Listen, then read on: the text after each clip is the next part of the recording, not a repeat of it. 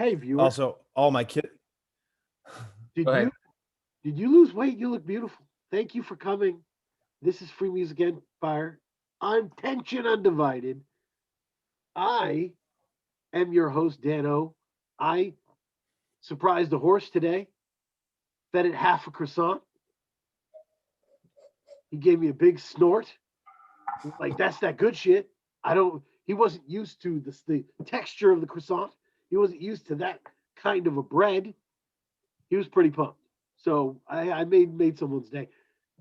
I have wonderful guests. We're talking to Murder Hornet Raps, Evading the Traps, Alex Ludovico. What up? What up? And the mastermind of Insubordinate Records, a lovely gentleman, beloved by everybody he's bought a sandwich from. We're talking to Jason Griff. What up? Thank you for being here, both of you. It's great to have you. So yeah, and we all have kids in various stages of going to bed, so understood. Not this guy. And I'm going out after this. It's true. Whoa! Whoa, with that reverb in that room is crazy. Hold on, shit. Should I go headphones? Hold on. Nah, it's huge in here, dude. Like the do it. Massive. How bad is it? Is it bad? It's pretty bad. God damn it. All right, hold on. 2 seconds. Give me 2 seconds. I'm gonna try something. We'll do it. We got stuff to talk about. What you sipping on over there, Dan? Oh, Guinness. Oh, very nice. Leftover from St. Patrick's Day? I just usually. Or that's your regular? I'm not a huge drinker, so like one Guinness to me is like that feels like I've done something, you know? Okay. It's like that's enough of a meal there. It doesn't have to be attached to another one. So I got some beer the other day. It was 14%. I'm like, is this even still considered a beer? Yeah, there has to be a limit at that point. Yeah, like I'm at that rate, I might as well just drink bourbon, which I am in fact drinking this evening. Oh, so the stimmy dropped, so so I I don't want to get too frivolous. But a fancy bottle of rye is not out of the question. Fancier than what I would usually get. Yep. No, I'm a hard liquor over beer person. Gotcha. Most of the time. So. Hello, how's that? I'm fine either way. Oh, sweet. We sounding good, or is it worse? It's a little better. Slightly better. Yeah. Can you hear me now? Yeah. Fuck it, we running with it. Let's go. Do it. It's actually, honestly, bro, you're a little closer to your dream of sounding like Morpheus. So there you go. Congratulations. Don't tell people this. I hear Morpheus in my head, dude, when I speak. I know that's not how I sound, but that's what I hear. That's how your mind sounds. That's great. I hear Morpheus, dude. I talk like fucking, I'm assuming how Danny Brown raps and shit. But when I speak in my head, it's fucking Lawrence Fishburne, bald-headed, and a leather duster. That's what I hear. I don't think I have that. I don't know. I've just always wanted cooler people's voices, but it was like you live a life where you're like, man, what would I do if I had that voice? Yeah, dude. My life would be so different. You know, I always envisioned going to the supermarket and just being really cool in the supermarket. Just like talking about what the items out loud in the cool voice. But yes, I had Insubordinate Records. I plunged right in. And like everybody else last year, and I got a chance to rock with Scorcese pretty hard. It was awesome, and there were some big moments on there. I mean, there's one when we talked about Midnight Express, and when we got on the subject of Alex Ludovico because Bobby Seale hit, and that was big, and we were talking about him. And he was talking about like the plans for you in the future. And he let out this deep sigh of frustration that you only give to those you really think are going to be successful and talented. Like he was clearly like, I don't know what he's doing with his, but like there was so much there that I remember saying at the time, like, that's your Isaiah Rashad, dude. It's a lot to live up to. Fuck, I miss that dude so fucking much. He's fucking amazing. Yeah, but yeah, no, dude, it was like having Griff and him we talk all the time. He was like my Greg Popovich, dude, to give it some NBA shit. That's awesome. That's awesome. It was like some, like, you know what I'm saying? Like, even if we might not talk for like a week and a half, and he'll just call me, be like, "The fuck are you doing, bro? Your shit's so fucking tight. The fuck, dude? Like, we're gonna do this. We're gonna get this done. We're gonna do this shit." Yep. I'm just like, man, I really got it. Like, no, the Bobby Seale verse comes from like, oh, I gotta come through. You know what I mean? And the verse, it came out fire on both ends, and it was just like, and it was just, yeah, dude. He was my fucking Greg Popovich or Doc Rivers before he got shitty. Whatever you want to go, like Boston Celtics, Doc Rivers. I don't know. Who else do I got, Griff? Give me some more comps. We got to do a wrestling one. Who's the best manager? Was it Jimmy Hart? Oh, fucking Paul Heyman. Paul Heyman. Oh, like, I mean, obviously there's like legendary managers, but like, you know, like people always put like reverence on nostalgia and tend to like overrank nostalgia. Right. But like Paul Heyman's the best manager.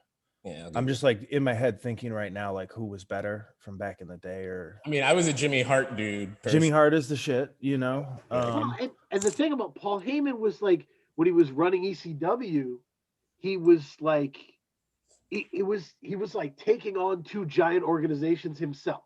Right. And they were both looking, how is this little fucking douchebag out there in the middle of nowhere, like being this successful when we're both trying to squish him? Like, and he was just outmaneuvering them at every time. I'm not gonna front like I'm a big wrestling dude. The best part is that like me and Griff watched the Monday Night Wars together. And it's like, oh, I remember caring about this in the 90s, and then I fell off. And dude, it was just like, I remember fucking like, I was like, who's this dude? And Griff's like Tommy Dreamer, and I'm like, I remember that guy a little bit. Yep. No, it was. I got a chance on the Nation Gang interview to really talk about the history of African Americans in wrestling with him, and it was excellent. It was now he broke it down for me in a way that at 10 I wasn't considering that, and I look back at it like, holy fuck, it was like a whole thing, dude. It was a whole thing that I just didn't even pay attention to, and now I look back at it and it's like there was probably some sense of pride that was unspoken with me that I didn't understand. I just knew I liked the Nation of Domination a lot. Like, but I didn't understand really why. And now as an adult, I look back and I fucking completely get it. Yeah, no, it was cool because I haven't watched wrestling for a long time, and I still had a lot of the chronology right, so that was cool. But no, dude, I like me and Griff, like we would do like label calls, right? Like insubordinate label calls. Yep. And me and Griff could kind of wander off here and there. And Scorcese would wander off with us for like half a second and it'd be like, all right, back to business. And it's just like, or, you know what I mean? So it was, he was such a fucking engine for this shit. And it's like, we fucking like, me and Griff have a whole new renewed mission in life now. Do you know what I mean? Like, I like Griff's doing 800 times more stuff than I've been doing lately just because I've been so busy with this move. And it's just like, that's that Scorcese energy. Or like, there was one day, like a month ago, I was just like, hey, Griff, here goes 6 songs, bro. I'm in it now. Let's do this. Let's do it. And it was just like, it's just like, that's where all that comes from, dude. Like, he was the engine. But, you know what I'm saying? We're here now. I feel like he probably wouldn't want me to harp on it too long. But whatever, Insubordinate Records, we in here. What up, Griff? What up, Long Live Scorcese? Right. Yeah, no, perfect. Perfect. I was gonna say, Alex, with the listening to 312, I was thinking that the Midwest really doesn't have a flow preset like a lot of the other places. Like when you hear YG, you know exactly where he's from, right? And there's very set, like Houston flow is very set, right? In a lot of ways. And if you come out sounding different, it's a big deal, right? But you know, when Freddie Gibbs came out, and became popular, everybody was like, maybe that's how people from Indiana sound. I don't know. Like, It's just because it's such a, I mean, obviously the Midwest is being a misnomer because it's like Midwest of what, but whatever. That's a whole nother thing I have. But there definitely is a whole, like, obviously being Black, all our families from the South, right? But right. the East Coast is what, 7-8 hours away. What do we drive? 12 hours, you know what I mean? So we get a lot of that influence. But then you get all your Southern cousins that come up from Alabama, from all the Southern cities. And a lot of people during the Great Migration from the South moved west. But where we are, so like specifically even Gary, Indiana. Gary, Indiana is a steel town. So those were jobs that were high paying and lower education. So we got a lot of the entire mix of, so summer like I spent all my summers in Alabama, like, cause that's where my mother was from. Mm-hmm. So, but that's a lot of the people who live in Gary. It's just like, you're really still connected with the South. You still have a bunch of cousins that live like out in South Central. You still got people out in the East. Like, so it is like a mashup of all that. Like I remember my older brother was super into Wu-Tang. Right. And then he got super into No Limit within like this span of like 2 years. You know what I mean? It was like he was wearing Wu wear and then he started wearing like TRU clothing. And that's in the span of like him in high school 4 years. So it's such a melting pot that's why, yeah, like Gibbs can switch a flow on a dime, or like I listen to everything and I subsume all of that into what I do. Yeah, that's awesome. Yeah, I was definitely like in when I feel like when Bone Thugs and Harmony broke, it took a while for people to realize they weren't from California. Right.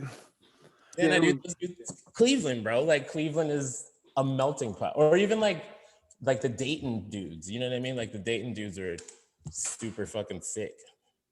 Yeah. No, there's a lot of like freedom in that, in like because you could easily do your next project at like a higher trap BPM and kill it and have a lot of fun, and it wouldn't sound like a weird departure because there's a lot of elasticity in your flow and what you do. Right. Yeah, no, I mean, it's because Alex is awesome. Well, thank you. He's also my friend. Cheers, brother. Cheers. But I mean, on the production end, Griff, it must be fun to be able to push this wherever you want to push it.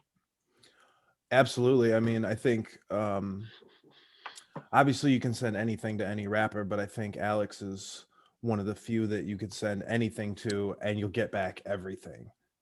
You know, like I'll send him, 6 beats, two are boom bap, 2 are trappy, and then the other 2 are maybe some super abstract shit or like some up-tempo dancey shit.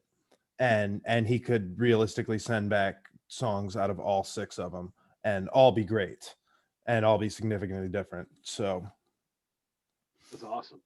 Yeah, it really sticks out on 3-1-2, and just the difference, the difference from song to song into the tempo and the pace, but the difference in the approach, right, and how he sounds on all these is really cool. How has the reaction been to it? It just came out. I mean, honestly, I think it's been pretty great. It's been decent reviews. This is like, I think, if I'm being realistic, like the first thing that I've like straight up sold, and I'm just like, oh, hope for the best, prepare, whatever. It's like, oh, people are buying this. You know what I mean? Like people are picking it up. The streams are great, and it's just like, okay. Like a part of it is the fact that we spent all this time building the Insubordinate name. So there's people that are just like, we've gotten to a point now where there's definitely some people who are just like, oh, this is Insubordinate. They just cop it off rip of the name just because they expect the quality. But there's definitely been a pretty awesome reaction. And the great thing is that we're just now ramping it up. You know what I mean? Like it's been what, 2 weeks, a week maybe? What is this, the 20th? Yeah, it's been 8 days. Right. You know what I mean? And it's been one of my most streamed things already. And we got rest of the month to go, dude. And we just got everything lined up, project after project. People have been pretty positive about the response. It's been a lot for Born Winner seems to be the complete takeaway for everyone else. Yeah. That seems to be the one. And then me and Scorcese, that joint. What's crazy is I love the EP, and a lot of people seem to really like it, which is awesome. But what's kind of funny is we put it out as like almost like filler while we work out. We wanted to wrap up, like, because we were doing the 5-song EPs. We did the first 2, and we wanted to make it like a trilogy of them, and then drop the physical CD with all of them on there. So I don't want to say it was filler or a throwaway project or whatever, but we kind of looked at it as something to like hold people over while we work on Alex's album proper. And I feel like what we did with the EPs was really good, but what we've done with this album is just far and away head and shoulders above all the EPs.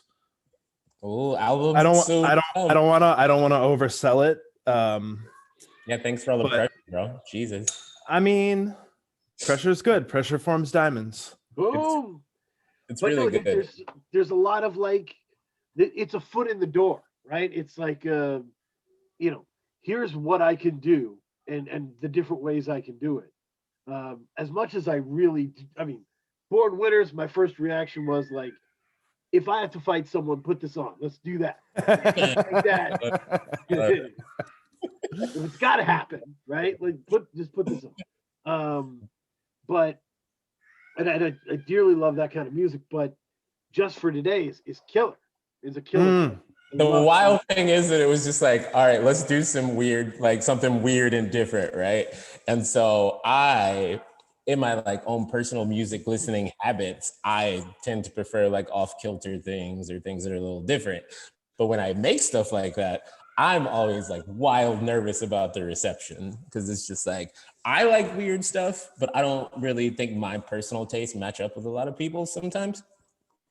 So it's just like, you know what? Why do I have this weird energy? It was like, fuck it, let's do it. And then I recorded a song and Griff's like, yo, I made it sound mad drunk. And I was like, oh, let me hear it. And it was like, this is fucking sick, dude. Like, it's really it's fantastic. And I think I empathize in the sense that I do feel like I've lived a life apologizing for being weird to people. Yeah. I worked at MBNA before it folded here.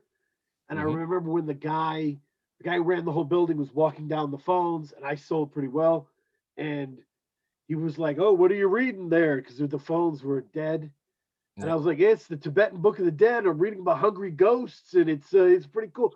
And he looked at me, and I was like, oh, fuck, I'm never going to be promoted here. I just freaked him the fuck out.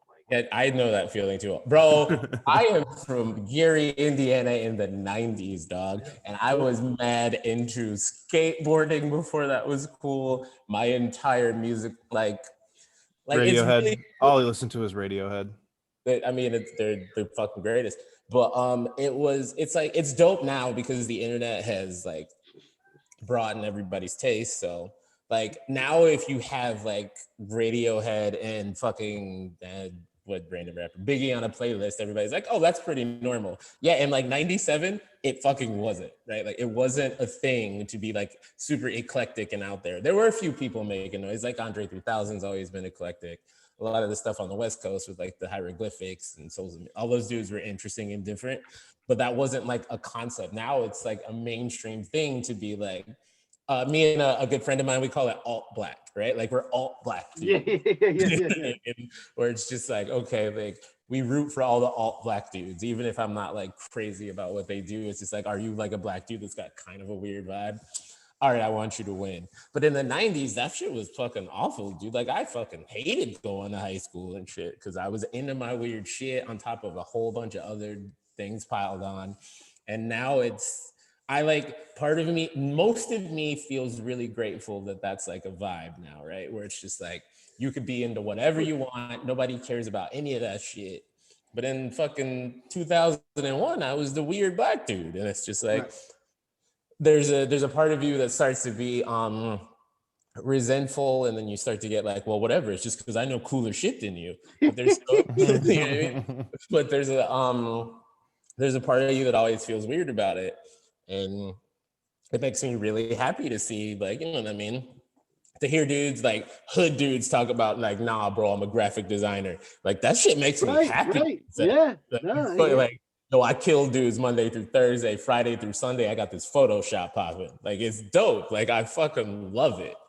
But it's also, there's a tiny part of me that is slightly resentful sometimes because it's like, yo, you don't know what the fuck I had to deal with. All this shit. No, it's that's a real concern. Yeah, I mean, also a side note, this is the whole premise of the next record, but we'll leave it there. I hear you.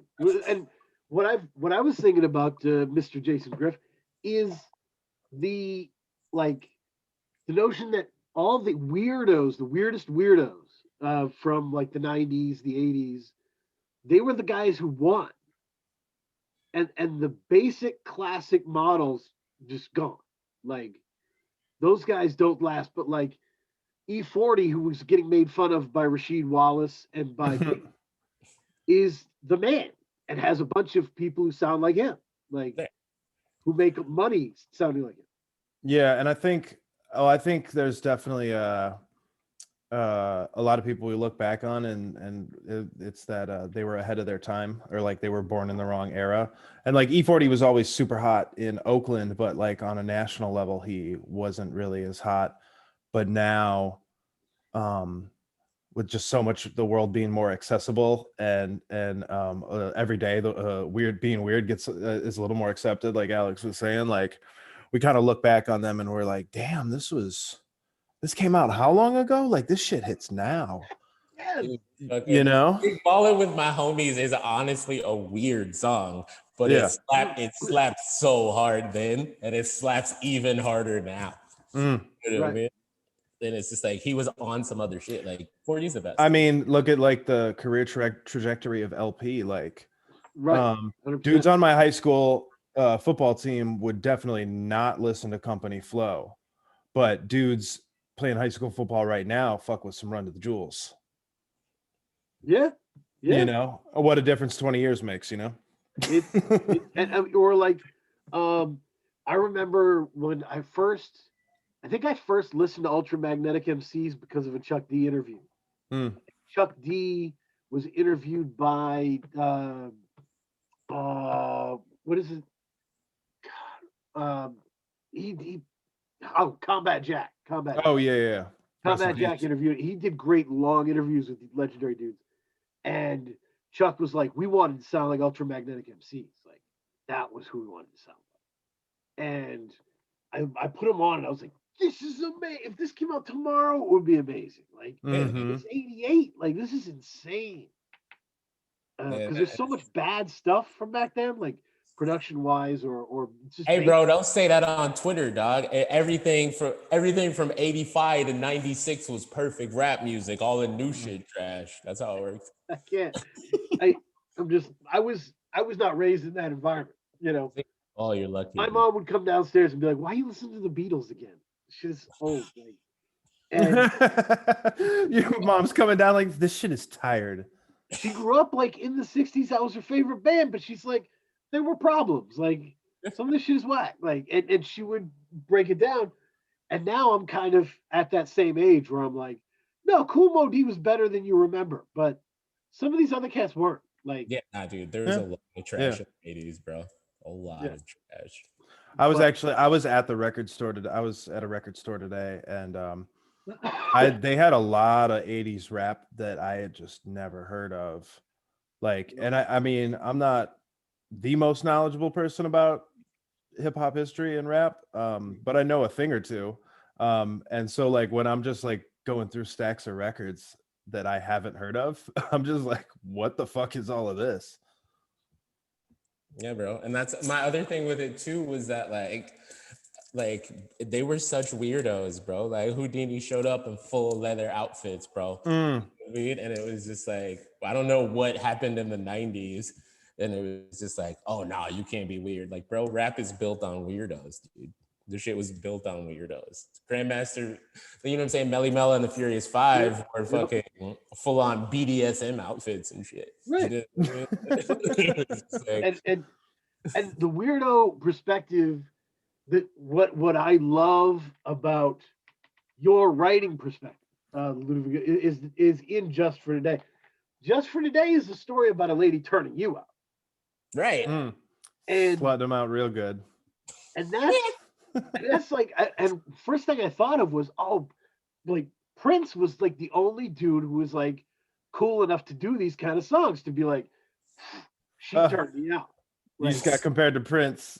I'm gonna Savor that for a moment. Speaking of like weirdos, the only people who made me feel comfortable in my childhood were Prince and Lenny Kravitz, dude. Like it was just like these black dudes. It's like, okay, I consider myself incredibly in touch with like my feminine energy. As a straight man, I consider myself super in touch with that, which led to me having to fight a lot of hood dudes, or like a bunch of hood dudes come up and be like, hey, bro, you gay, bro, like whatever. And it's just like, nah, like I also really give a shit about what this woman thinks. Or it's like, yo, I've been in situations where it's like, you know what I mean?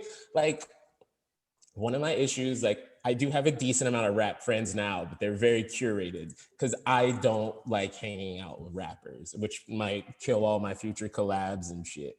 But I just like, they have bad fucking energy. And it's like, nah, man, like I'm a sensitive ass dude, bro. And it doesn't bother me to be like, yo, this girl is like, hey man, like she had to put it on me, bro. Cause it's just like, I see, like, I don't like in my, regular life, Superman Cape is a rapper, but in day-to-day life, I'm a bartender and I see like, I get to watch dudes fail constantly. It's one of my favorite. It's kind of amazing. It's super one of fun my to watch. favorite aspects of my job to watch. Literally today, I've just started this job, and it's a hotel, and some dude comes in, and it's just like, "Hey, what's up? What are you doing after this? Let me take you." It's like you could tell in 3 seconds this girl was like, "Nah, I'm cool," right? But he couldn't tell that, and that's the fun part. It's just like, wow, like you don't pick this energy up. And I mean, it's, what I'm not like all men suck, dude, because that's fucking weird too. Right. But it's a bad gig. It can be a bad gig. Like the macho straight man gig is not a good gig. I don't get it, dude. It's like, why do like yet it persists, dude? Yet it persists. Through the generations, it's like, this is what a man is. And it's just like, nah, like, so yeah, bringing it back to just for today, I have been in situations where I am absolutely not the aggressor. It's just like, all right, I mean, you know what I mean? In the song, I'm just like, I'm kind of into monogamy a little bit. You're like, I like kicking it monogamous style. And like I guess these lines aren't working. Can we just cuddle? Can we just talk tonight? Like, you're taking things a little too fast. I mean, like, whoa, girl, slow down. Like, cool out. No, it's weird. Me and Sleep Sinatra had a great, like, really long, weird personal conversation of like, got deep in this stuff about how like rappers are always rapping from like the gang leader position, right? Yeah, like I'm like the 50 Cent of whatever you dude, it's like somebody has to be number 4. Like, like you can't all be number 1. Somebody has. It's like this is some. There's got to be some stormtroopers. Not everybody's a Darth Vader. Oh shit, right? I mean, this is true. Hey man, I was talking about crew dynamics, right? There's crew dynamics, and like there's the head of the crew, but there's also like, I'll be clear, I'm like the goofy, funny guy at the back of the crew who's also a pretty good consigliere, right? Like everybody else leaves, I'm like, I don't know if you trust that dude. Like I can be that guy and the funny guy, and everybody can't be the capo, bro. That's it. You can't all be the capo. It's just like no. Even down the rap with like, because I mean this is a whole capitalism thing, but whatever. Somebody has to work at McDonald's for capitalism to work, right? You know what I mean? Mm-hmm. It's like, yo, in Caddyshack when Ted Knight says to Danny Noonan, he goes, "Well, the world needs ditch diggers too." Oh my god, I haven't seen that in so long. I love that. It's fucking legendary. But yeah, dude, dude, it's like that's okay. It's one of my main issues with like hip hop. Like I like you know what I mean? Like I know you have a lot of like real hip hop dudes, right? Like I love dudes like Future and like I love Uzi Vert, right? Like Uzi Vert, like you know what I mean? Like there's a level of vulnerability with a lot of those dudes. Yeah. It's like dudes, I don't like. Every generation has a dude who fucks it up for everybody. Like during when I was coming up, it was like everybody needed to be 50. And it's Right. just Right. okay, cool. And like, or even like I used to meet dudes that rap and it's just like, yo, I'm trying to be on the street shit. And it's like, yeah, that's cool. Those dudes sell. Like, who are the best selling rappers of all time? Like, right? Like, I'm not a big Eminem fan. I used to be, not so much. But Eminem used to rap about getting cheated on by his wife. Right, Beastie right. Boys. Like, even to this generation, right?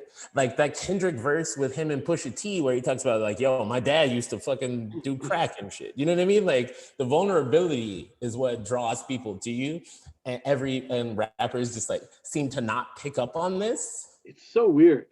Yeah, and it's so like, yo, much like they don't pick up that she's not interested. She's not into you, bro. It's all tying together. Right. Like, yeah, there was a time where 50 ran it, but like Kanye, before he went full MAGA or whatever, like he was running the world because he was like, yo, Jay-Z's my big brother, bro. You know what I mean? Like he had no qualms about being like, yo, this dude inspired me. Where most rappers is like, no, I'm the man. I built this. I did this myself. And it's just like, no, you didn't. No. It's and the weirdest part about it for me from a business perspective is it feels like you're setting up a sandwich place next to 5 sandwich places, right? Like you're like everybody is doing this, so you're doing this. You're just going to get a piece of what everybody's doing. But Right. how interesting would your Coke Rap album be if it was like from the perspective of the guy who's the underboss of the guy? If it was like, I don't always agree, but at the end of the day, we do a lot of good work. Like it would be interesting. I hope some 16-year-old hears this and like writes the album underneath Hell Hath No Fury, right? Like, right, the underboss Coke album. You know what I mean? Like, I hope that I inspire some kid to be like, you know what? Yeah, I'll be third in command, and I'll write from third in command's position. I got to go to the warehouse again. These guys are. I have to go actually deal with the street dealers. You know what I mean? Right. Like, I'm not in the office. Like, fucking Tony Montana dies at the end, bro. Why is he the idol? He's dead. If hustling is a must be, Sosa, not Tony. You know what I mean? Like, it's wild, dude. No, it just makes songs way more interesting. It gives them more angles that they can go. Right. And it's weird to consciously not surprise your audience, right? Right. To be like, they expect this, so let me give it to them extra hard. You remember season 1? We're doing it again. Okay, all right. Facts, dude. Like a Jeezy album. I mean, hey man. I'm sorry, Alex. Bro, okay. First of all, I'm a Gucci guy over Jeezy, but Jeezy's first record, like official record, almost perfect. Thug Motivation 101. Dude, that's a perfect. Is the part about it that's not perfect the R. Kelly inclusion? I mean, that has a lot to do with why. Can I tell you? I have a really weird Jeezy theory for you. If you want. Yes, I'm in.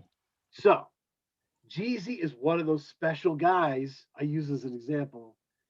When people say that, like, the problem is the money, and people are just doing it for the money, they don't do it for the love. I'm like, no, man.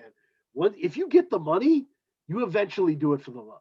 Right. Right. Because they could walk away probably at any time. Yeah.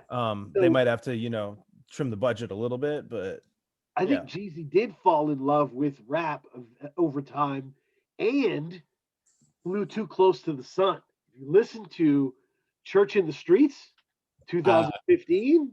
I'm going to say that, okay, I have a Spotify playlist of like albums to listen to. That has been sitting on my playlist for 7 years now. Church in the Streets is from a pocket of time, or maybe it's the one before Church in the Streets. But he was trying to talk about real issues. Seen It All? Maybe Seen It All was that? Yeah, okay. Yeah. No. I like, definitely later period Jeezy is not way. So the latter period when he dropped The Young, he started talking about his street experiences in a different way.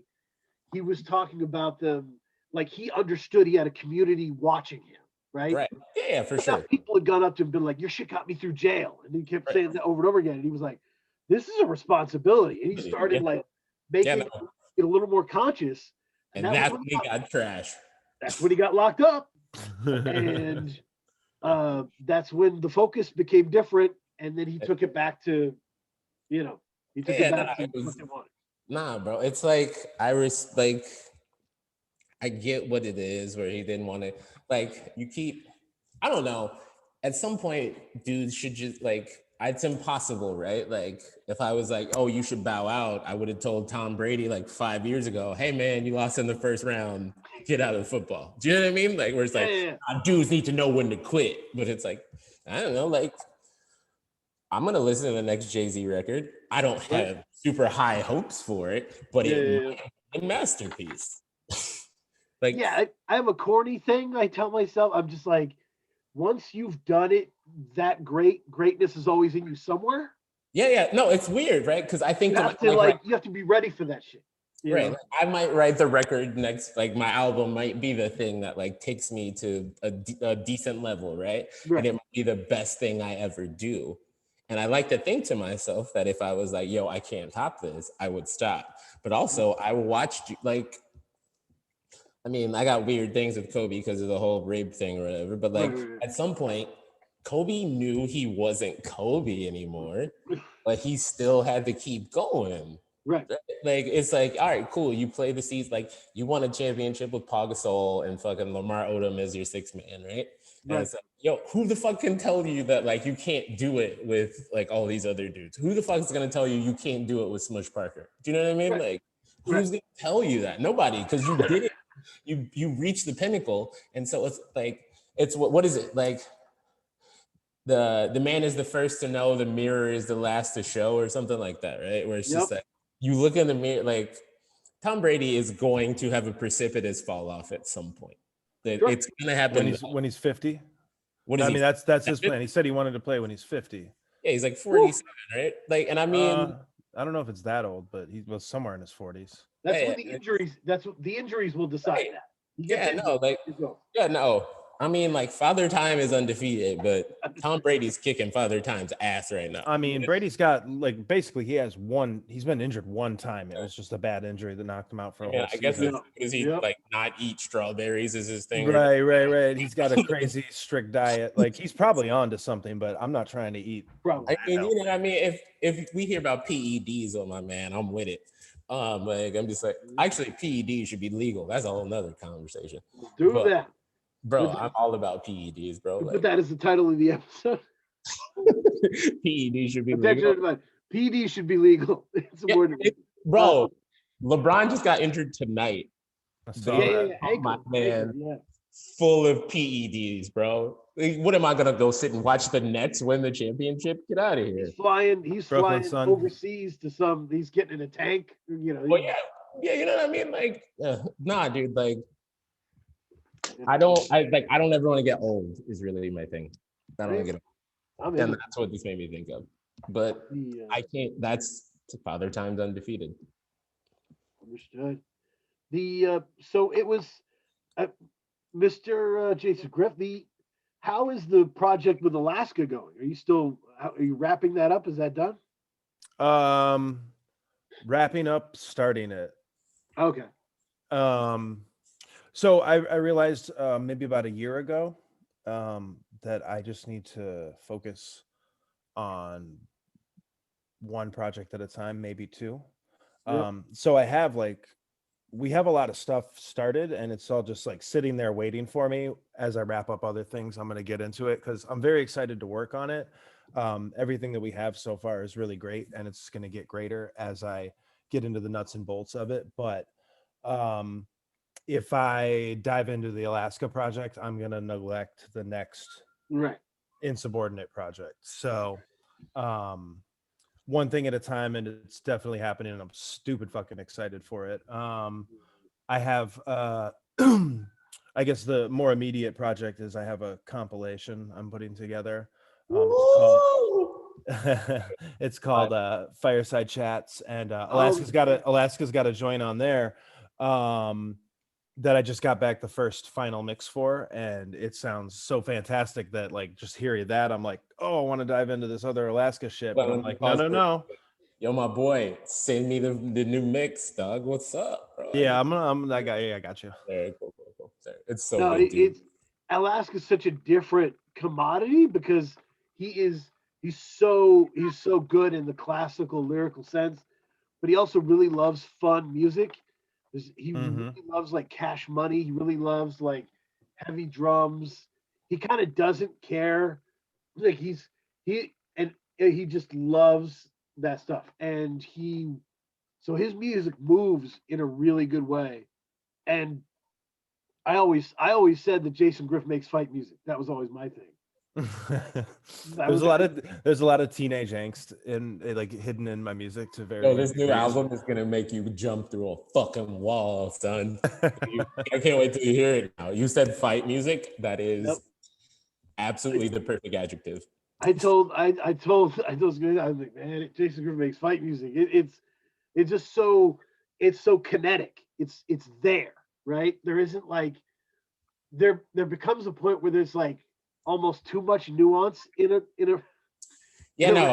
there's an immediacy. That's his whole thing. But that's the thing that I like about the beats. There's an immediacy where it's just it sounds like this is what it makes you do. Fucking all this cerebral bullshit. Like, what is your immediate carnal feeling when you hear this shit? Like, it's just like, what comes to mind? I want to punch a wall, and that's what the beats are. Yep. That's always been my thing. Is like music's just supposed to make you feel something. Like the something can vary. Like, because like when I was very early in my beat making days, like a lot of people would be like, yo, your shit's like make like depressing beats. Like one time I played a beat for somebody and they go, this beat makes me want to start a cult. I mean, join a cult or whatever. But that's fire. So it's just supposed to make you feel like like a song. There's nothing wrong with a depressing song because it's like making you feel depressed. Like it's bringing a feeling out of you. Like that's what it's supposed to do. So maybe the feeling is sad. Maybe the feeling is punching a wall. Maybe the feeling is just like super happy.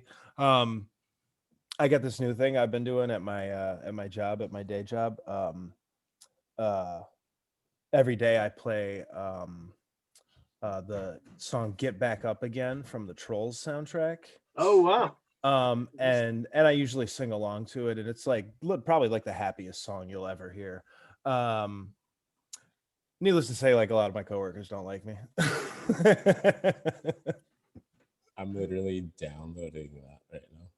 I had a similar story, but the opposite. Like, so one night a week we had to do a late shift, and I would always do Thursdays, and every Thursday when the end, like 3 minutes left of the shift, I would put loud, like so to pump throughout the building, Mary J. Blige's "I'm Going Down," and I would sing along with it really loudly. So good. And it got to the point where other people were singing along with me. Like it became like a tradition thing. Yeah, I got this. I have this grand plan that I'm gonna get the entire crew at work to like do a giant choreographed dance. Ooh. And sing to it. Like, and I'm not a good dancer by any means. Right. But these are my professional goals. Right. A lot of people are like, I'm gonna make more money, I'm gonna get promoted. I'm like, I'm gonna get everybody to dance to the fucking Trolls song. I didn't realize. I just Googled it right now, and I did not know it was Anna Kendrick. And I'm just I'm even more excited to listen to it because it's like, I mean this in the most loving way possible. That is the whitest human that has ever existed on planet Earth. So I'm super stoked because it's gonna have some feeling to it. There's a lot of feeling. Shout out to Anna Kendrick. She's from Maine. She's from where word up. There you go. Oh, wow. Whenever she does interviews, she's like, no, I'm never going back there. It's right on. I hear that. Maybe Portland for the summer, maybe. Hey, yeah, maybe. I don't know, bro. I don't know much about Maine, but I feel like that was an accurate statement. In Milo? It's Portland for the summer. Oh, Milo. Yeah, we had Milo. I don't think we appreciated Milo enough. He's an interesting dude. Dude, we'll talk offline. I got the story. It was a heck of a thing. I mean, it was, but yeah, no. The other thing I wanted to Alex, that I was really struck by. Okay. First listen, 312. I get to the last song. Scorcese is on the phone with Cardi B robbing people.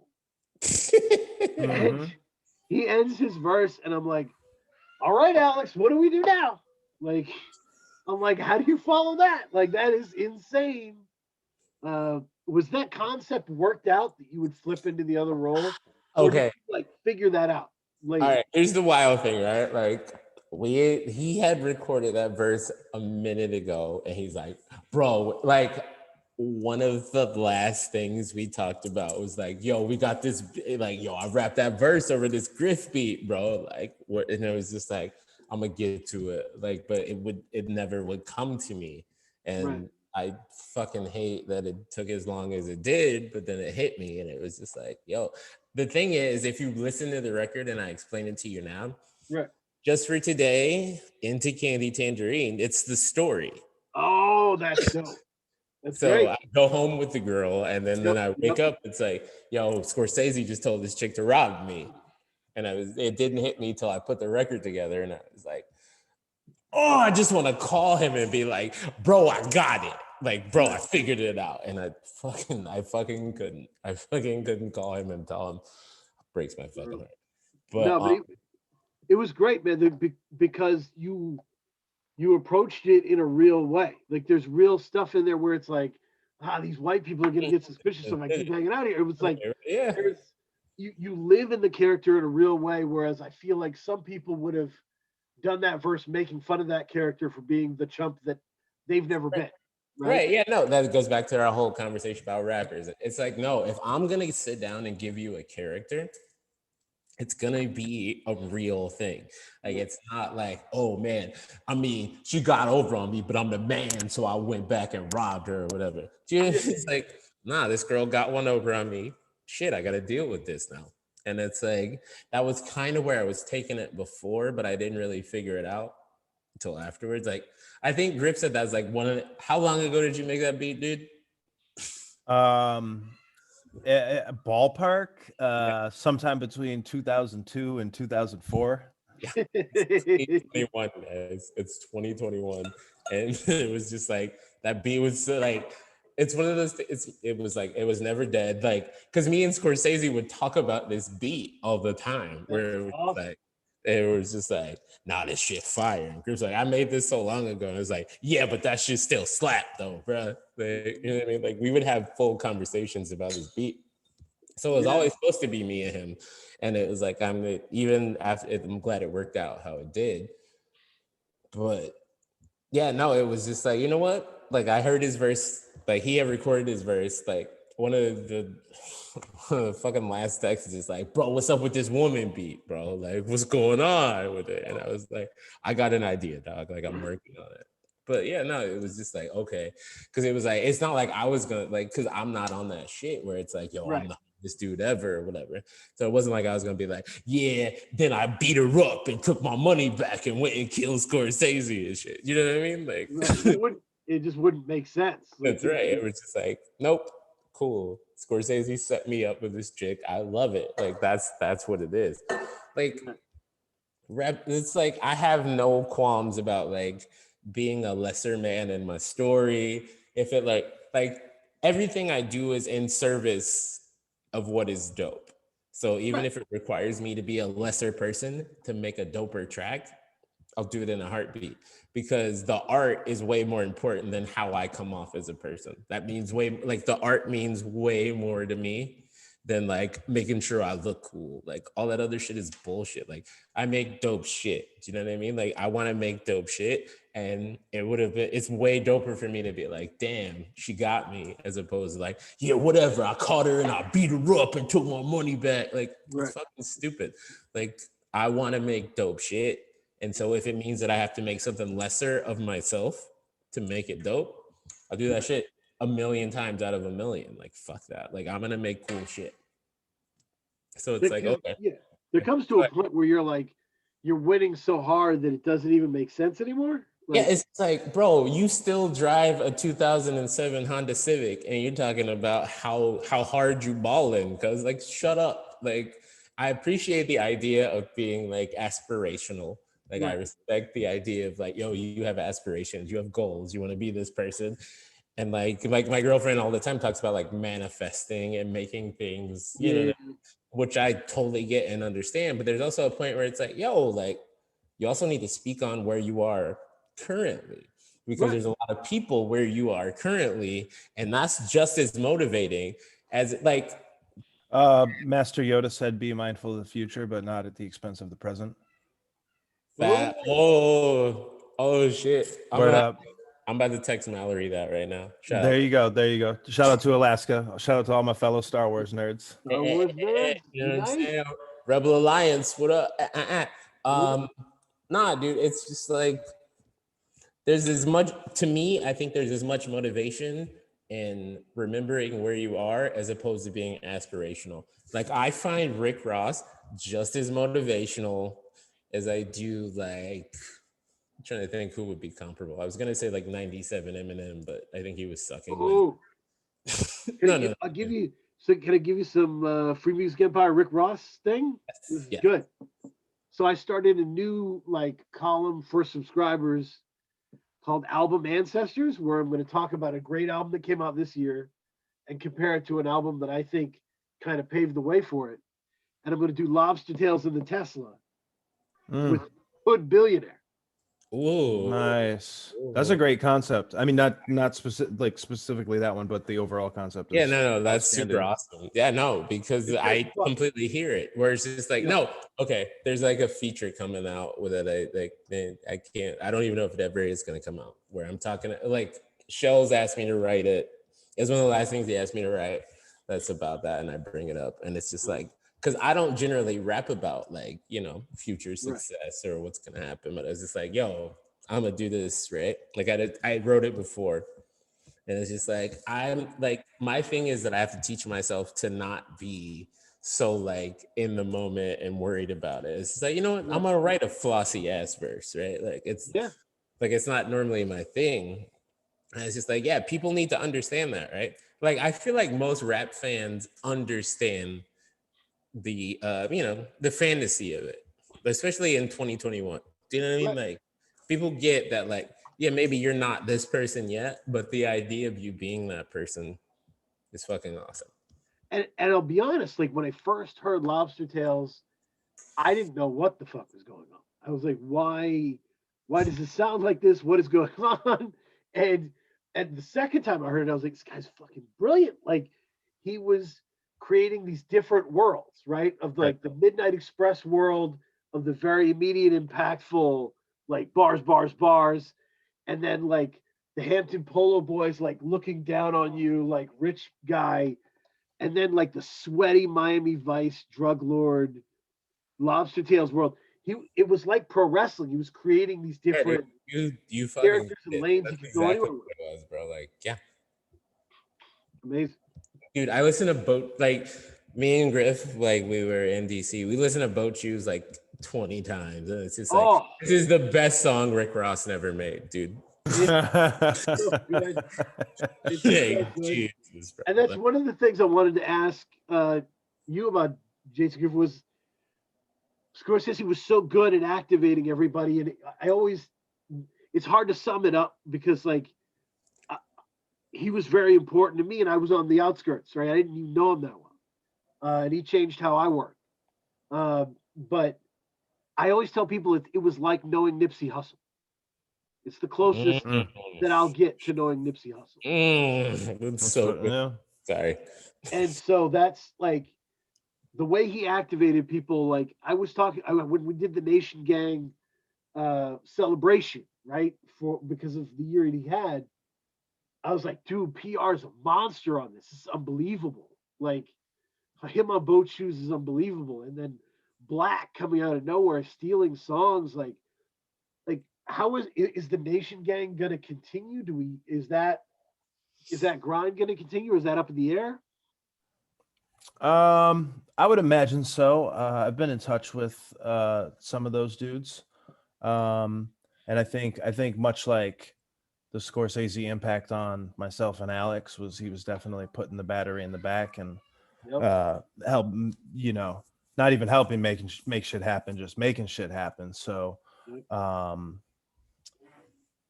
So there's a lot of where do we go from here for everybody. So but I know PR is super motivated. He hit me the other day and was making some moves. He was asking me a bunch of recording questions, so I'm super excited to hear what he's got going on. Yeah. PR is going to be the next home studio master. My boy got bars, son. I'm glad to hear that. He could just bring those people and be like, this is the guy. And you'd hear it and be like, that is the guy. Damn.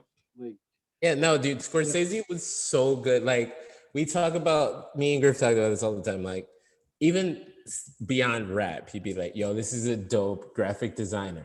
Yo, this dude really fucks with music. Like, he understands shit. Like, there's so many, like Twitter was cool and I paid attention to it. But like, me and Griff will both tell you, like, we were both not Twitter dudes, right? And both of us, it was just like the community that he created on fucking Twitter of all platforms, the most ridiculous of all platforms, or it's just like, oh yeah, yo, like he curated a fucking team, like nobody's business, dude. Like that dude fucking, he found dope people, he brought them in, and it's like they didn't have to have follow. It'd be like somebody with like 30 followers be like, yo, this dude's dope at rapping, and it'd be like, all right, bet. Yeah, he linked up with Panels via Twitter. Like it was some shit where like he posted something like, I need some beats or whatever, and some random dude was just like, yo, check out Panels. And that's how East Hampton Polo Boys happened. Shout out to Panels. Shout out to Panels. Such a good, I love that kid, bro. He's such a good. Yeah. I think look at Captain Watts. Like I don't the first time I heard of Captain Watts was when Scorcese sent me the first draft of the Midnight Express art from him. But just seeing Captain Watts every day, he's posted an illustration every day for the year, and he hasn't missed one yet. He just did an album cover for Jamal Gasol, making moves. I gotta pay him before he blows up. Yeah. Secure that rate. I don't know if our I don't know if we locked in a rate moving forward, or if we're subject to inflation as well. So I'll just hit up with the log it in. Yeah, nah, dude. He was just that way. He was on Twitter like Batman was on Gotham City. Like that was just big facts. That was really good. Like that was his area. And like I didn't find him, he found me. Like he hit me like, I've read your reviews of these people. I want you to review me. And he was just the Camplo interview or the Camplo review, right? Did you review the whole album or just Camplo? You started with Camplo, right? I can't remember. No, it was so Midnight Express came out the same time Hijinks with Henry Canyons and Googie came. That's right. And so I did this like. That's a great fucking album too. And it was partially inspired by Alaska, because Alaska on Call Out Culture had said that subgenres are a self-imposed ghetto, which is. I mean, big facts. Big facts. And so I want to create a genre that isn't insulting or limiting. So I called Midnight Express and Hijinks essentialism. That there was a time in rap where like a rapper gave you everything they wanted to give you every song somehow. Like Big Daddy Kane, Rakim, like it was about kids, it was about they were flossing, it was about their enemies, it was about everything all mixed into one. So, and that's to me what Midnight Express was a return to. Damn, I've never heard it explained that way. I saw the review and I thought it was amazing, but like, yeah, dude, he hit all the points. I still like making fun of him about Survivor Series and Kamala. That was so funny. That was, yeah. I mean, but it was also on point. Oh, it was super funny too, because it was originally done during the primaries. Then she dropped out, and then he's like, "Fuck, we can't do that song." I'm like, "No, we're still doing the song. Like the song's great, regardless of what's happening in the election." And then, like, as we're ramping up to release the album, she gets named the VP. We're like, "All right, sun's shining for us again. Let's go." Yep. So good.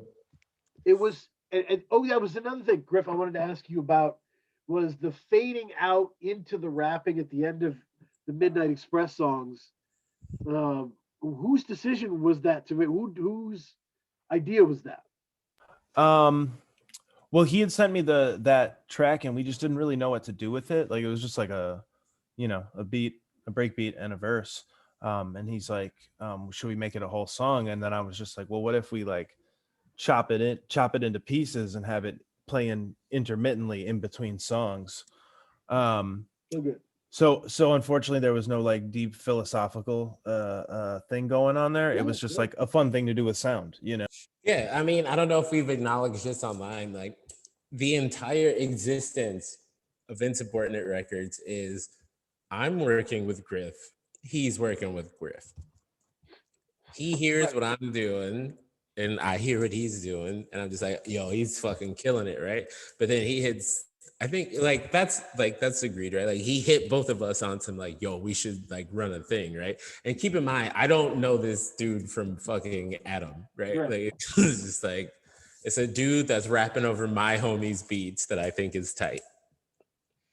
And it's just like, I was like, you know what? Yeah, bro, cool. And then I used to say, yo, I'm gonna come out to LA to see you or whatever. And then I'm just like, all right, bet. Like when I was living in LA, everybody comes out to LA or whatever the fuck. Yeah. He popped up and it was just like, oh, this is a real thing. Like Insubordinate Records exist. Can we say entirely because of Scorcese? Like I'm good saying entirely because of Scorcese, Griff. I don't know how you. I'm fine with that. Yeah, absolutely. Like no, he literally was like, "You fire, I'm fire, Griff fire. We should make a thing." Yeah. And I'm No, just like, I think the reaction, like what it does, what that decision does of the fading, is it gives us kind of perfect illustration of Scorsese as the never-ending rapper, right? Who just was like, he was like, okay, that song is done. We're back to this song. You know, like it was just the endlessness of Scorsese's.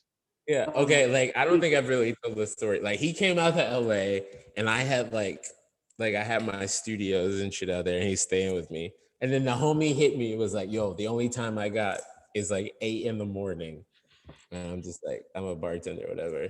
This motherfucker knocked on my door at 7:30 in the morning, like, bro, what up? Homie said 8. I'm just like, bitch, I got home at 3:30 in the morning from the bar, bro. I was like, he's like, nah, homie said 8. And then I woke up, sure enough, homie canceled. But it was just like, that dude had the drive that I would kill for. And it's like, I feel it a little bit, but homie, like I hate trying to just be like it's all in memorial type like podcast, but I miss the shit out of that dude. I mean, yeah, and I feel weird because I bring him up. I bring him up a lot talking to people just because he said so much ill shit just about life and about the way things are constructed. Yo, shout out fucking Lexi and the kid. Like Lexi is his wife, and she has just like picked up that fucking mantle and just like really owned it. Like she also Midwest like me and Griff. What up? Hey. Chi-Town, Inglewood. You know what I mean? Like she has owned his mantle. Like I don't know if you got to see the service, but like I did not. But she like I don't know if I even told you this, Griff. Like her speech at that service has been the thing that keeps me going when I'm like, whatever, dude. And she's like, nice. In front of God, it was like Insubordinate Records. And I'm just like, yo, we in a funeral right now. I don't even know how to respond to this, dude. Awesome. That's awesome. That shit keeps me going every fucking day, dude. Like just super real. I'm just like, great. Dude. And it's so when Midnight Express dropped, how did that change the trajectory of and the timetable around Insubordinate Records? Because it just got a bigger reaction than anything had before, right? Oh, absolute facts. I'll let Griff continue, but that is an accurate statement. Yeah, it it felt like we weren't really doing anything different than we were already doing. It just seemed like people were more willing to pay attention. You know what I mean? Yeah. Like we were working just as hard as we were when we did the Dream Team album, and pushing it and trying to get people to show interest in it or whatever. And it's just like think people kind of saw how we were operating and respected the work ethic, and they were willing to take a chance on it. And generally speaking, we're pretty damn happy with it. Also, I think a lot of people that we were working with were really championing the project as well. Castro and Zilla and Alaska and everybody, always just publicly saying so many nice things about the project. And it was Zilla Roca. I mean, Zilla Roca. Like those guys don't blow smoke up the ass. They're if it's cool, they're gonna say it's cool. If it's not, they're gonna say it's not, or they're just not gonna say anything at all. Yeah. When those guys praise something that heavily, like people listen, and I'd like to think we didn't disappoint them for taking a chance on us. Yeah, and I think it was a heck of a collection of like swordsmen, right? To have Castro, Zilla, Flashes Clayton, Eddie Kane, Sleep, to have everybody just spitting out of their mind. But that's the thing about Scorcese, though. It's like he brought that out of dudes, bro. Like, I fucking rap great by myself. Like, I'm cool just rapping alone. Right. But it's just like, I know how hard he's going to push this. I got to give you the best verse of my life every single time. It's just like, you know what I'm saying? It made me feel like 05 Wayne mixtape shit. It's just like, I know people are paying attention. So I gotta come. I'm trying to come through and crush you. Even if you do just as well as me, I need you to know that I'm trying to kill you on your own. I'm trying to. Well, in retrospect, Eminem wasn't better than Jay-Z and Renegade, but you get the point. I know, I'm with you. I agree. I totally agree. Yeah. At first, it was like, oh, M killed Jay, but it's like in retrospect, like, nah, Jay-Z was just as good as Eminem on Renegade. No, it's great. Yeah, definitely. I think everybody, that was their first time collaborating together, and M was just so new and hot and different at the time. That of course everybody was gonna say that. Like, people just wanted to wash Jay, right? Like any opportunity they had. Like, I mean, I don't know how everyone else feels about it, but I prefer Takeover over all day, bro. Yeah, like I don't over know Ether. Takeover is way better than Ether. Dude. So like Ether needed to happen, but it's not the better song. No. I mean, but if that makes sense, but people just are like Ether. Like, people just want to wipe Jay away from, just wipe him off the face of the earth. Yeah. No, and there's this like a sickness beyond this where like I refer to it as like in America everything is the Super Bowl, right? Like, so there's vaccines rolling out. People are like, which is the best vaccine? Which is like the Rolls Royce of vaccines? Like, they got a fucking choice which one they're getting. I need a vaccine Bugatti. I'm not going to go for that nonsense. I'm trying to get I'm holding out for that Johnson & Johnson. Let me get that one shot. You had 2 shots. You're a loser. And like, so like we do that. We're like, Eminem and Jay-Z do a killer song together. We're like, who won though? Who got the like? Dude, can it be good though? Can it be a good song? Right? Can we just enjoy that it was a great song? Right. Yo, shout out! I got my J&J appointment though. What's up? Nashville got the mad J&J shots. What's up? Oh damn! I didn't know that like normal people were getting that. That's cool. No, it's not normal. It's old people. I'm still trying to get in. I got an appointment. I don't know what I'm getting. Hoping for the J&J. Yeah, you're not getting that, bro. You're getting Moderna like the rest of us Poe people. No, shout out to Zilla Roca. I hope Blue gets a Johnson & Johnson shot. Boom. Boom. Facts. Yep. Love Johnson & Johnson. But yeah, no, it's a where people get weird about collaborations because they need somebody to win, and usually they're tired of the same person winning, which is the whole Jay-Z thing. Right. Where like all of his reviews started being bad. Like, they were all just like reviewers taking shots at him because they were just tired of him being so rich. It's the same reason in reality, LeBron deserves MVP every single year, dude. I think that's changed over the years, but I think in the beginning, if you gave Jokic the MVP this year, I wouldn't be like upset, but LeBron would still deserve it. It was like in the early days, LeBron used to get dinged for weird stuff that was like, You see him chewing his nails on the side. Yeah, dude, it was the Jordan worst. didn't chew his nails. Missing a free throw. Yo, he said that he was like, yo, fucking Giannis got my MVP. Oh, LeBron's a crybaby. Meanwhile, The Last Dance happened last year, and Jordan was like, Malone took my MVP, and they're like, yo, look at this literally crying. Right. This killer. It's just like, oh, fucking, I'm sorry. I'm a big LeBron dude, and it just hurts my soul to watch how these fucking internet nerds treat him. Yeah. Hurts my soul. I hope shout out LeBron, please get better. His ankle's fine. He's gonna go to Europe, get that blood transfusion like Kobe. Those platelets. Platelets, baby. He'll be good. We'll be okay. Lakers gonna be the 6th seed, and it'll be great because then they can run through. It's just them and the Nets, baby. Let's go. So, let's just say Philly, because shout out to Zilla Rocca. Oh, word. I mean, and also, if I'm not mistaken, we're all honorary Miami Heat fans. Right. So definitely. So never, and I am a lifelong Jimmy G Buckets fan. So Jim VP, I'm Jim VP. Yeah, it's cool. You know what I'm saying? I love Tyler Hero, baby. What's up? You know what I'm saying? He's like cultural appropriation that I enjoy, which is a very rare concept. But like Tyler Hero's basically a black dude, and I fuck with him because he also understands that he's not a black dude, but he's basically a black dude. And this was gonna be like I was gonna talk to you about my Midwest experiences with Midwestern people in the Army. It was very interesting. Oh shit, yeah. We kind of started about this before. So like Midwestern white people had it hard. Yeah, dude. No, okay.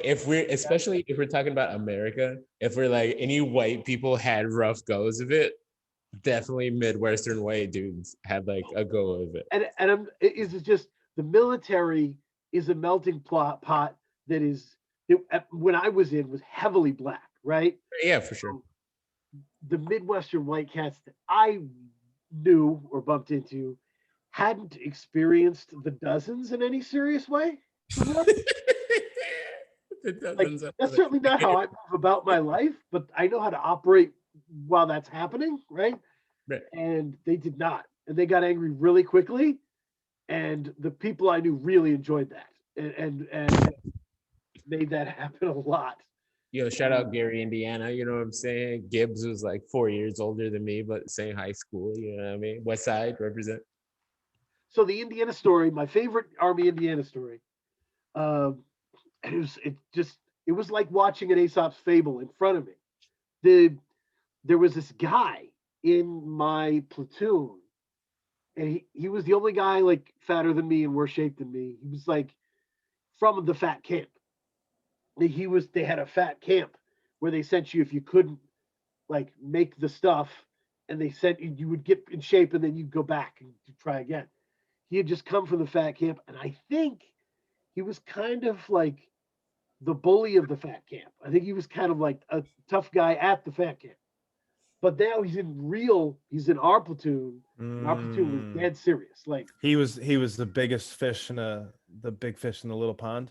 But since it was fat, he was the fattest fish in the fat pond. And he was not to be out here fat shaming. He was a born a-hole, and he was just like that dude. So like you see these movies, these military movies, right? The drill sergeant says, "Is there any other questions?" And there's silence, right?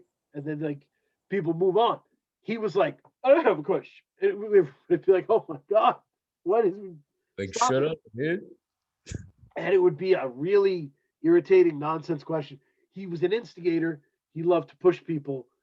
And there was this guy, a very gentle, lovely guy, black guy from Indiana. And he's just a quiet dude. Didn't mess with anybody, didn't push anybody. And in the middle of the bay where we sleep, it was in the middle of the open bay, giant open bay.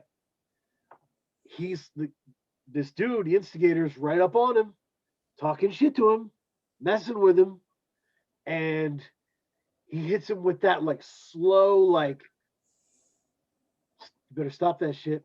Right, yeah, like right, like that was it. Before it happens, yeah. And maybe this guy, the bully of fat camp, was used to a more prolonged tease out before combat, right? That happens. where people that used to like, we're going to talk and then we're going to hold each other back. And, you know, that was not what happened. So this gentleman from Indiana punches him so hard that he goes from the middle of the bay into the bathroom at the end of the bay. Okay, I need you to know I see like the Full Metal Jacket bathrooms in my head. Just to give you these are like the open doors, right? Where you can swing open. So like he punched him through that door into the inside of the bathroom. I had never seen anything like that. And I was like, oh, you have to talk to Midwestern people a different way. You can't. This is very important to them. This is very important. You can't be talking all reckless, bro. We nice to a point. Shout out, Griff. You know what time it is. Midwest Nice. Midwest Nice has an expiration date. Yeah, dude.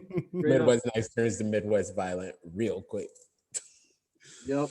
No, it was some wild cats from Indiana. But you know what I'm saying, represent. Yeah, no. Oh, yeah. I didn't finish that for you. Yeah. So Gibbs is like exactly 4 years older than me. So he was a senior right before I came into the high school. But I heard all the stories about this dude who was like when Gibbs talked that shit, he really did that shit. Like that wasn't there's no like fraudulent shit about dude at all. Like every story I ever heard about him is that shit he rap about. I realize I'm not here with two white dudes, so don't judge it. That's a real nigga, bro. Like he really is who he says he is. Yeah. And that's why he's like hood dudes can be funny when they really back that shit up. Like dude's hilarious because he can really back that shit up. Mm-hmm. He's quick. He's a quick-witted dude. Nah, bro. Because I survived being funny, like being like the funny nerd and shit. You know what I mean? But he was like funny and also on that real shit. That's awesome. He was from a part of town that my mother was like, you can never go over there. Ever. She's just like, all right, ma, cool. That was what was really cool about like being in the Army and hearing everyone's version of that story. Like I remember somebody being like, I was in Virginia and Cormega was on the train with crack and two women. One of them was hot, one of them was really hot. And I'm like, okay, that's it. You know who the rap, like, even when you listen to rappers' music, you can tell in your heart of hearts who really lived that shit. Right. You know what I mean? Like, some dudes will just be like, all right, but there's some dudes that are just like, yo, when I listen to the War Report, yo, that shit really happened, bro. Yeah. Like, yeah. I don't question any other War Report. Yeah. No, that was what made the whole Prodigy as a ballerina thing so ridiculous. Of like, it's like, yo, yeah, he might have did this, but yo, he was really doing all that shit from Return to the Mac, bro. Like him and Alka, he lived that shit. Right. Yeah. Well, also it's like, here's a picture of this dude when he was like 9 years old or 13 or however old he was when like his mom was like clearly like, yo, do this fucking picture. I'm your mom. Right, yeah, no, that's what and they're trying to like hold that against him. Like it was just like, yo, nah, bro. Like Prodigy and like Havoc really did that shit, bro. Or it's just I knew all the time. I get that it was like funny. I got you was a ballerina. I got the pictures. It's funny for the raps, but it's also like that has nothing to do with what he really did that shit. Yeah. No, it's weird, but the so awesome. So Griff, how is like the album that you and Alex are doing is you said on another level from the EP? Is there a describable way in which that is the case?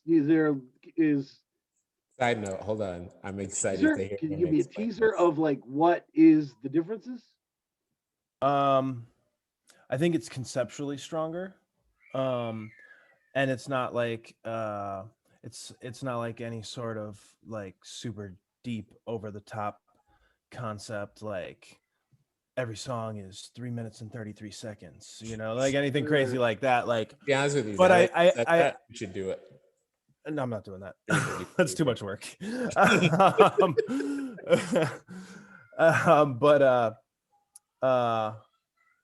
I think the overall story is more written out. There's a longer tale to be told than on like the EPs. The EPs are like a collection of 5 different stories. Like this is like an overarching story, but every song is still its own song. You can listen to it one song by itself and get a lot out of it and go on your way and not listen to the whole album to catch the vibes. Yeah. I'll give you the name. You know what? Can I give them the name, Griff, or should I not? It's your album. Go right ahead. Okay, it's the letter Y. It's the letter T. Boy, White Boy is the name of the record. I love it. I mean, we got one name feature confirmed. We got a couple other features. I don't want to get into it in case it falls awesome. through. That's good. I mean, I'm glad I'm gonna be honest with able you. to come together. I fuck with you, Dan. I'll send you the rough copy. I'll send you the rough copy. I'm down. And This will also be my first executive producer credit where I didn't do all the beats. Like a lot of times it's like, so like obviously I'm an executive producer on all the EPs because I did all the beats. It's just me and Alex making the music. This is the first time where it's like I helped pick beats from other producers, you know, like going through listening to 70 beats from one producer and only picking one beat. Side note, I know this has nothing to do with anything, but I'll tell Griff this.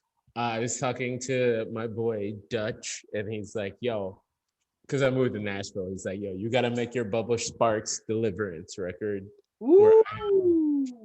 Yo, side note. Dutchy, who I literally walked by twice on the street the other day, and we didn't even know. Not we like hit each other up the next day, like, yo, did we pass each other on the street? It's gonna be my Bubba Sparks Deliverance record. It's gonna be so good. But no, I honestly, you know what? I fuck with you, bro. I'm gonna send you the demo version. I love it, man. That's awesome. Really good. Really yeah, I just definitely want to see Insubordinate Records expand and grow, and I'm glad. I'm so glad that the album is not like the EP. Scorcese hated when things sounded the same. Yeah, no, it's a thing. When people didn't grow. Big facts. It's one of the reasons we all collected, like, because it's just like, yo, we're gonna do this thing, and then we're gonna go completely left of this thing we just did. No, this is the highest praise I'll give my out. Like, he heard a demo version of the record and like called me, and we talked for an hour, and he had like the biggest ideas for it, and I was awesome. Just like. Well, because I was, I'm a little artsy fartsy, like feminine energy, bro. And he's just like, nah, bro, we got to make this the biggest shit ever. That's the thing that makes me the happiest and makes me cry the most is that he got to hear basically the skeleton of the record. Like, he heard it, and he called me, and we had like a whole conversation, like, bro, you about to fuck cheat. Like, and it's weird for me to talk like that because I don't do the fucking like rapper, like, yo, I'm the best rapper ever. Right. I think it's wild corny. And it's like, it's the thing that's making me be like, yo, I'm putting this energy into the world, like on some other shit. And he's just like, dude, you like, yeah, no, the fucking deep sigh that you heard. Yeah. It was based on him hearing the skeleton of this record. And him being excited. Yeah, that makes sense. I mean, one of the things that me and my wife have been talking about a lot this week is the power of being decisive and like getting to a point in your life where you're just like, no, I believe in this. I believe in, if I say here, I need to go here, and that's it, and that's like a big superpower, right? That a lot of people get caught in the options or in thinking too much about what's going on. And once you have the power to be decisive and learn from what you've done, you're really on another level. Right. Yeah, and I honestly feel like I got that from him. You know what I mean? There's just like, I have always been like relatively confident, but now I've been like feeling my shit extra hard because of that. Yep. No, there was like Zilla was talking about a conversation he had with Scorsese where they were talking about taking the big piece of chicken. Yeah. That It's a Chris sometimes, Rock joke. yeah, that sometimes you're taking a beat that's an okay beat, but you're like, no, give me the best beat. You know, this is my time for that, for the Right. best beat. Big facts. And this is definitely your time, and I'm glad that it's coalescing because honestly, Griff is the best producer for you. Facts. Absolute facts. No, dude, I have like Not wrong. old producers that hit me up like, yo, I miss working with you, but you and Griff just like hold on. I'm a screenshot you a text, Griff, after this, bro. Like wild. The immediacy After I listen to the troll song that you want me to listen to. The immediacy Such of like a fucking banger. Griff's production with your all over the place flow is just great. It's a fun experience. So can't beat it. The other thing that was funny about talking to Scorsese back then was the whole fuck Jason Griff thing, and he was doing it during the broadcast, and I was just like, okay, I get this is like an inside thing. I can't just jump in. This is a stranger. I can't just be telling strangers to fuck themselves. That's not, no, you know. So I played it the exact opposite, right? So he would be like, fuck Jason Griff. And I'd be like, honestly, seems like a lovely man. You know? No. Literally, I literally would tell him. I told him that when they were together. I was like, yo, you like that? I'm going to be like, yo, hashtag love Jason Griff, bro. Hashtag Yeah. And it's actually, so Dan, like a lot of people's sentiment on it is about the same as yours. So it's great because like more people like me as a person now than ever before in my life, because one guy said, fuck Jason Griff. Everybody's like, he's probably a great guy. Yeah, and he loved the shit out of Jason Griff, bro. Like, bro. Funny.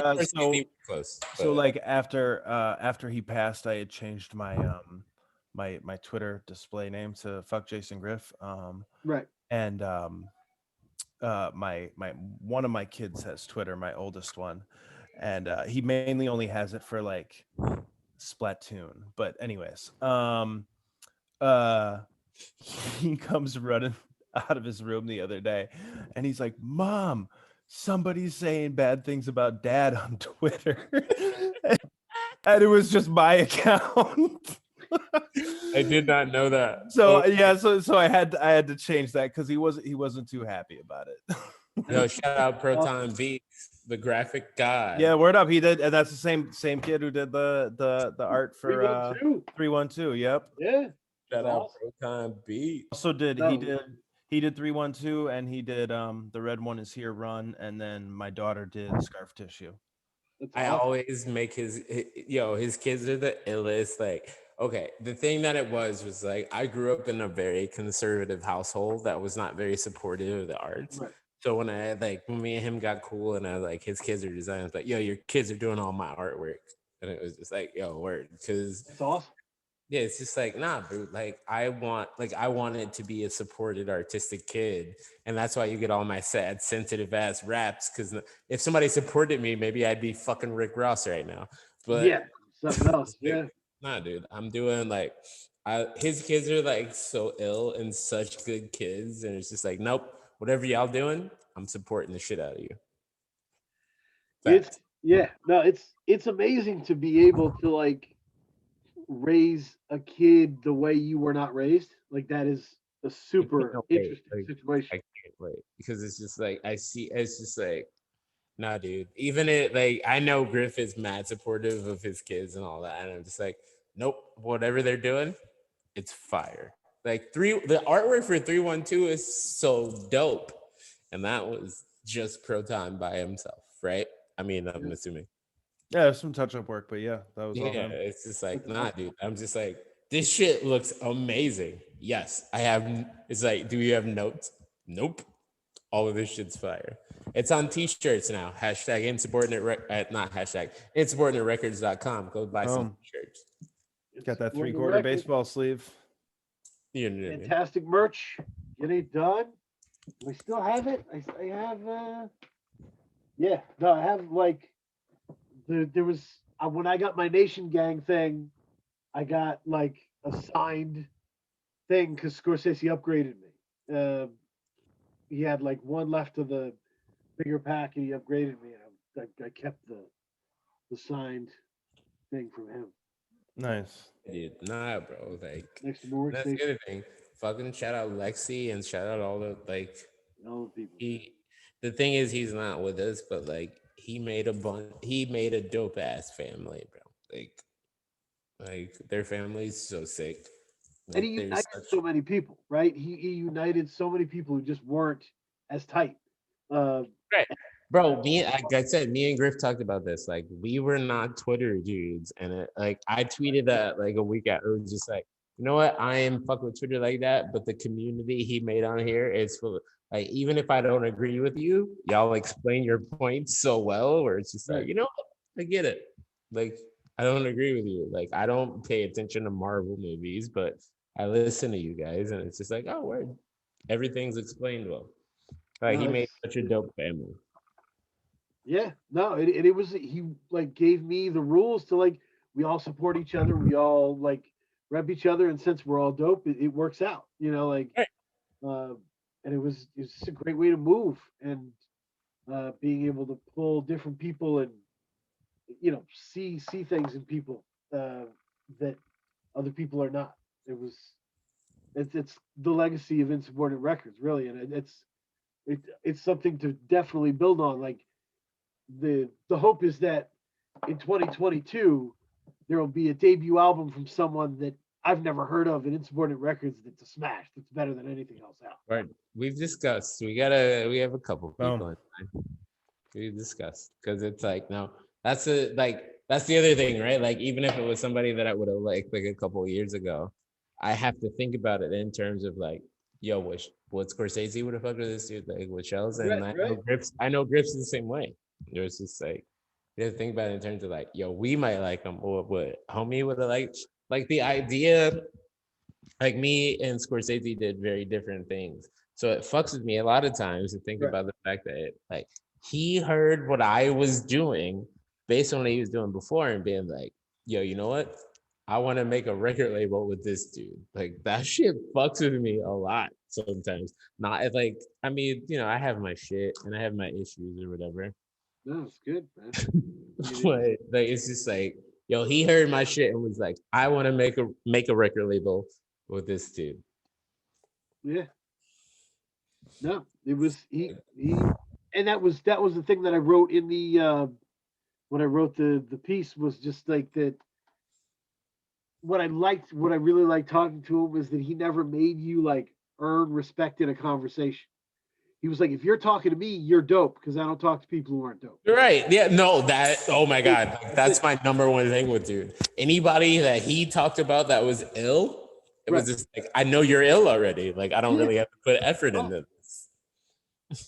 So yeah, that's awesome. And there was, by the way, shout out on the features on 312. I mean, just I really hadn't heard any of them, but like, just they're all really great in really different ways. All right. Well, now I gotta do this thing. Alex Cannon on Kill That. Ace Cannon's the homie. That's a Griff suggestion. That Ace Cannon is fire. Born Winners. That's my homie Primo Dirty. He's like a Mexican homie from San Diego. Like, I met him on some random shit. Like, I had another homie who makes rap music that doesn't make shit like that. He was like, yo, you and the homie are similar dudes. And like, I brought him out to LA to play shows. He brought me to San Diego to play shows. Primo Dirty is like born in Tijuana, like Mexican dude. That's just like, awesome. Yo, I love rap music. Like, me and him have collaborated a bunch. He's the illest.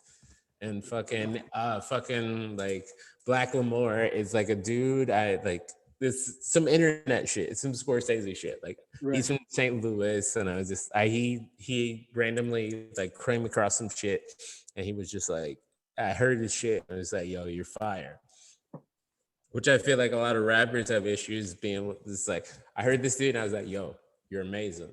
Like, yo, let's do some shit together. As opposed to being like, yo, he better than me or whatever. It's like, nah, bro. Like, I like my verse. Some people might think he might have got me on his verse, but I was just like, yo, he's dope. Fuck it. No, and it's much better now than it used to be. Like that was what was weird. Like when you look back on rap, that there's like, I think there's people's careers that were really hurt by just never collaborating with anyone.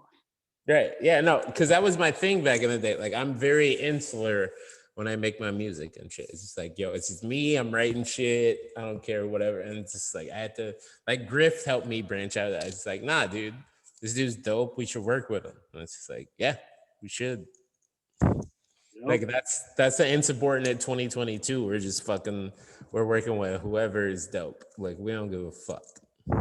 You tight? Fuck it. You crush me on a verse? I love it. Yeah, no, it's fucking, it's a different environment that way, and I love it. I'm discovering new people all the time with that shit. Right. The yeah, no, it's any parting comments, gentlemen, on this? Young Griff, please go. I have to answer my phone very quickly. I'll be back. Okay. This fucking guy answering his phone. Guy. Anyways, thank you for having us on, Dan. It's a pleasure. A lot of great questions. I'm just gonna throw a bunch of praise at you on the way out. Sometimes questions don't inspire great answers, but I felt very inspired to deliver slightly above average answers. So thank you. No problem. Thank you. I mean, the merchandise is so awesome. If people haven't been and copped up, like, it's so high quality. Everything I've gotten has just been great. Nice. You got the hat there. Yeah, I'm a little bummed out that I didn't go for the Gusher edition of Midnight Express. Okay. But what did you get? Did you get a CD? I just got the digital regular. Okay. Yeah. So gotcha. But man, hashtag cop 312. Is that what just happened? No, I copped the digital 312 too. I don't have a vinyl setup. I don't have anything. I'm gonna be honest with you. When people buy it, I respect it. Like, honestly, most people who buy records now, it's just support. Like, so we appreciate it immensely. You know what I mean? Like, CD. Yeah. Plus, if the internet goes out, you need something to listen to, and I'm happy that it might be us. Yeah. No, it was an amazing record. I mean, I had Midnight Express like 22 of my top albums of the year. I had it over Pray for Paris. I had it over. Ooh, I'll take that, bro. It was one of those somewhere in the universe. Scorcese, like, you fucking better have had it higher than Pray for Paris. Yep. Yo, I haven't listened to the plugs I'm at 2 yet, so I don't want to put my shit above that. No, but you know, the real reason I want to listen to that is I want to hear the Chinks verse. Heard. Yeah. Hashtag Chinks, which is I figured at this point they would have gone through all his posthumous stuff, because he passed like a while ago, fucking like 8 or 9 years ago, like maybe not that long ago, maybe like 5 years ago, 6 years ago, I don't know. I mean, Harry, like, I don't think French is a good rapper, and I don't think Harry Fraud's that amazing. Agree with Harry Fraud, but watch your fucking mouth about French Montana. No, French Montana is fire with Harry Fraud, bro. I actually started following French's career super early. Like, I randomly saw a video of him on a Smack DVD. He created the Smack DVDs, no? No, he created Cocaine City DVDs, which was like there was Smack DVDs, and then Cocaine City was like the next tier below. But I saw he had a song with Uncle Murder on a Smack DVD, and it was so fucking good. I think I was day drunk when I heard it at the time. But immediately from there, at that point, that was like the only song that he had out, maybe one or two others. So like, I was like scouring the internet. I had my own little French Montana EP from the 7 songs that I was able to find on LimeWire or whatever. I was close to like that. So needless, like, I was very anticipating like where his career would go. I'm not very much into his new music, but I actually just listened to French Revolution coming home from work the other night. I'm like, this is a classic. This is a classic for me. It doesn't have to be for you, but it is for me. No, dude, the fucking Harry Fraud and Jim Jones record, so good, dude. So good. So good. Harry Fraud and Eddie B, the Johnny Utah story, fucking flames. Dude, I don't think Eddie B's ever released anything since then. No, I haven't. I'll be honest. My favorite Harry Fraud is Smoke DZA. Like Smoke DZA, Broken Thompson, 2012. But KONY, I think, was also Harry Fraud. I think he did some shit with Currency as well, right? Yeah. Yo, Currency's new record is fire too. It's so good. He's got that whole song about. Listen, Currency never really puts out anything bad. Yeah, like, no, it's a wild. His floor is very high. Yeah, dude, it's wild, dude. That's I would say the other one to check out that came out Friday is Fiend. I heard no. Okay, so Fiend's been fire ever since he hooked up with Jet Life or whatever. 100%. Like, dude, 100%. Dude, when Fiend hooked up with Jet Life, it's just been like, because Currency was around at the beginning, so he gets it. So he's just like, this is who you should work with, Fiend. And Fiend's just like, okay, or whatever the fuck. But the Free Music Empire gave MVP of the year to Fiend back in 2011. Shut up. See? Damn. Ahead of the fucking curve, dude. Because Fiend, like, new Fiend, it's so good. See what happened there? You were ahead of your time. It was, yeah. It all came right back to that. Oh, and I remember I was somebody, I don't know. I mean, I don't even know how this happened, whatever, but like, I got a chance. I got a chance to interview Billy Woods, and I was on the phone talking to him. I was like, this isn't like other sites. Like, we gave MVP to Fiend. Like, this is not the regular stuff. The fact that I hope he appreciated that. Running is important because this is not. I think he was holding back a chuckle a little bit. It was. All right, cool. Are we doing like wrap ups? Wrap ups. Give me a wrap. Give me a wrap up. 312 is out and available now. We got our first set of merch available. Please go to insubordinaterecords.com. Insubordinaterecords.com. When you put that in, you click Alex Ludovico's face. Boom. It's a picture of me in Vegas. It's beautiful. Pick up the record, the physical. You can pick up some merch for the first time. This is a new concept for me. T-shirts. If you order the physical CD, you get buttons and stickers too. Yeah, we just ordered a bunch of new ones. So. Insubordinate Records does not shortchange our people. No, right? You get a thank you note too. You know what I mean? Like the thing is, people understand that. Yeah. And you know what's funny? The bar there you go. The bar in underground rap is set so low that like if you just ship the merch that people pay for, you're a step ahead. Right. You're killing it. Which is a fucking tragedy. But what it is, dude. But hey, we'll go above and beyond. We're crushing it. And then side note, like, first of all, Fireside Chats is coming. Fireside Chat is coming. Coming, bro. Yeah, so speaking of shout out to Soul Assassins, I still don't have that Rome Streets album. I ordered it so long ago. See, yeah, because that's indie rap shit. Bro. There you go. No updates, no emails. No, they don't even like if Insubordinate Records is a little bit late, we're gonna send you an email and let you know, bro. Right. But fucking Fireside Chats coming. Boom.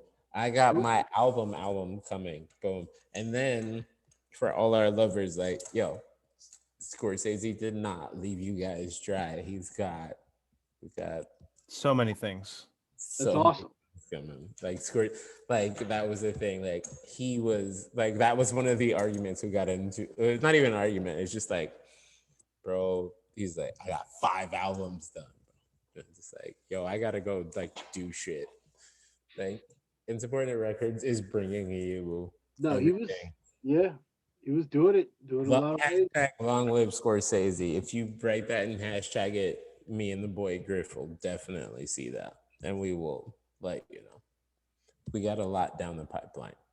And that, yes, I'm still learning about Scorcese, like as an artist. Like I'm still learning, and that's what's cool about it is you're always just going to be able to queue up those records and learn something different about where he was at, what the references were for.